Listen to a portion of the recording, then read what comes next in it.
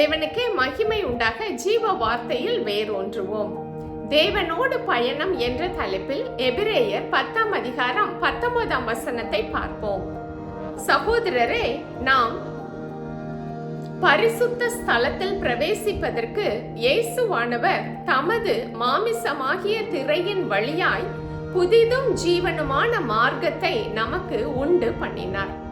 இயேசு கிறிஸ்து சிலுவையிலே தன்னுடைய சரீரத்தை ஒப்பு கொடுத்து அவர் தன்னுடைய இரத்தத்தை நமக்காக சிந்தி அவற்றை நம்முடைய பாவ நிவாரண பலியாக எடுத்துக்கொண்டு மகா பரிசுத்த ஸ்தலத்திலே அவர் பிரவேசித்ததினால்தான் நமக்கு ரட்சிப்பு கிடைத்தது, நம்மை தேவனோடு இணைத்தது. இந்த இணைப்பு தான் நம்மை புது சிருஷ்டிப்பாக மாற்றுவதற்கு புதிய ஜீவனுள்ள மார்க்கத்தை கிருபையினாலே நமக்கு கொடுத்துள்ளது. இவற்றில் மிக முக்கியமான 3 மார்க்கத்தை குறித்து நாம் பார்ப்போம். முதலாவது அன்பின் மார்க்கம். ஏனென்றால் தேவன் அன்பாகவே இருக்கிறார். அவருடைய அன்பு நம்முடைய தகுதியை பார்த்து நமக்கு கொடுக்கப்படாமல் நாம் தகுதியற்றவர்களாய் இருக்கும் நிலையிலே இலவசமாக கொடுக்கப்படுகின்ற தயைதான் இந்த அன்பு. இந்த அகாப்பே அன்பு நமக்கு எவற்றையெல்லாம் அனுபவிப்பதற்கு கொடுத்திருக்கிறது என்பதை நாம் உணரும் பொழுதுதான் இந்த தேவனிடத்திலே நம்மால் அன்பு செலுத்த முடியும். அவர் சொல்லி இருக்கும்படி நம்முடைய முழு இருதயத்தோடும் முழு ஆத்துமாவோடும் முழு மனதோடும் நம்மால் அவரை அன்பு செலுத்த முடியும். இதுதான் இந்த அன்பின் மார்க்கமாகும். உன்னை நீ நேசிப்பது போல பிறனையும் நீ நேசிக்க வேண்டும் என்று கற்றுக் கொடுத்ததின் அன்பு இதுதான். நான், எனது, என்னுடைய என்ற எண்ணத்தை நாம் முழுவதுமாக விட்டுவிட்டால் மாத்திரமே இந்த அன்பின் மார்க்கம் வழியாக நம்மால் பிரயாணிக்க முடியும். தேவனுக்கு எல்லாவற்றிலும் முதலிடத்தை கொடுக்க முடியும். இந்த முதலிடத்தை கொடுக்கின்ற அன்புதான் இந்த அன்பின் பயணத்தை நம்மிலே வளர்த்து புதிய ஜீவனுள்ள மார்க்கத்திலே பிரயாணிக்க வைக்கின்றது. இரண்டாவதாக விசுவாசத்தின் மார்க்கம். ஏனென்றால் கிறிஸ்தவ ஜீவியமே ஒரு விசுவாச பயணம்தான். விசுவாசத்தினாலே நாம் ரட்சிக்கப்படுகிறோம்.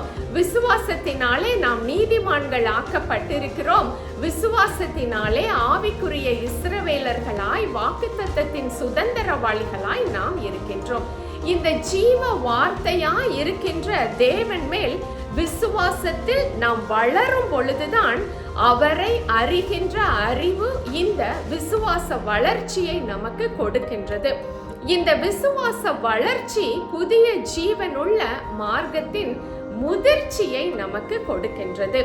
மூன்றாவதாக லக்கை நோக்கி பயணிக்கின்ற மார்க்கம் அது.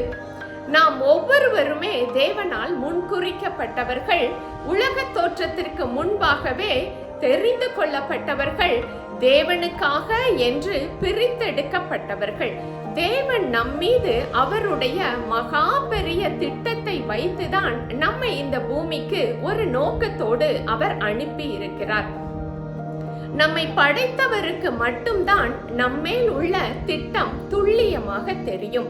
நாம் தேவனோடு இணைப்பில் இருக்கும் பொழுது, அவர் காட்டும் வழியிலே நாம் அனுதினமும் நடக்கும் பொழுது, அவர் நம்மை குறித்து புத்தக சுருளிலே எழுதி வைத்திருக்கிற எல்லாவற்றையும் நம்மால் நிறைவேற்றி முடிக்க முடியும்.